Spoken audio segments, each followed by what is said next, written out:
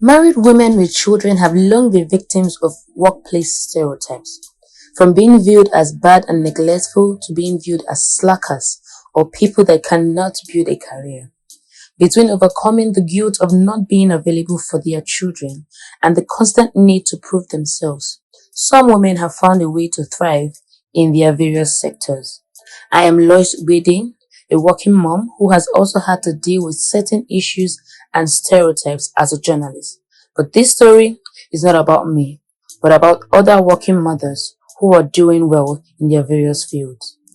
From the media practitioner with over 10 years working experience and a mother of two, to the lawyer and child rights activist, and an entrepreneur who has been in the fashion industry for 10 years, the issues are the same. My name is Daunting. I'm a media development professional and a journalist. I currently work as the managing editor and program director for Data Fight. My name is Stella. I'm an entrepreneur. I'm a fashion designer. I'm Elizabeth Achimugwu, the lawyer, child rights advocate, and founder of Protect the Child Foundation.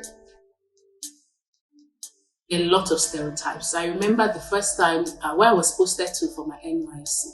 I didn't even have a child yet.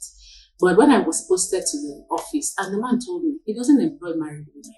There are even organizations that tell me they don't employ certain category of women. I've lost jobs because I didn't even know I was pregnant, but I did all the process, and when it was time to start work, they did all the pregnancy tests and so I've met all those kind of things. Being a married woman who is working, of course, people either assume you're not going to be able to do what you say you're going to do, or there's something called benevolent sexism, where people then begin to make decisions for you and they tell you, because you're a mother, I just thought maybe you can't do this assignment. And those things are just not fair. I appreciate that you're watching out for me, but I'd rather you have a conversation with me than making those assumptions about me. There's this man that came here and he was saying something about it's very rare to see a woman doing all of this by herself. As you move up the corporate ladder, the reality is there's sacrifices you have to make and balance. Don't worry about the sound of the child, it's okay. The things you have to balance just to advance and move forward and make sure your family is healthy. It's actually one of the most tricky things to do. But the first thing is you should know that family is first and work is also important. It's not always easy, truly, but the most difficult times are when I'm pregnant. My husband has been a great support system. So for women who work, one of the greatest support is to have a spouse who can support you. And also family, friends, relatives. I remember there are times I had to go to court and I would drop my son with my sister. So because I can't take babies to court. You have a man who understands and you have everybody around you that supports you. Having a supportive spouse helps. I do have a supportive spouse. You do need support systems, whether that's in the form of paid help or having family around. You need to spread the load a little bit so that it doesn't overwhelm. I organize my time, my schedule and everything. I close as early as 5 p.m. If I stay too late, 6 p.m., I'll be able to meet up with house chores and the rest. And I don't do Saturdays. I keep Saturdays strictly for family. I have daily planners. Every day I do my daily planners and weekly planners. So with the weekly planner, I write out everything I need to do for the week. And daily planner, I write everything I need to do for the day. It helps me prioritize. You need to prioritize well.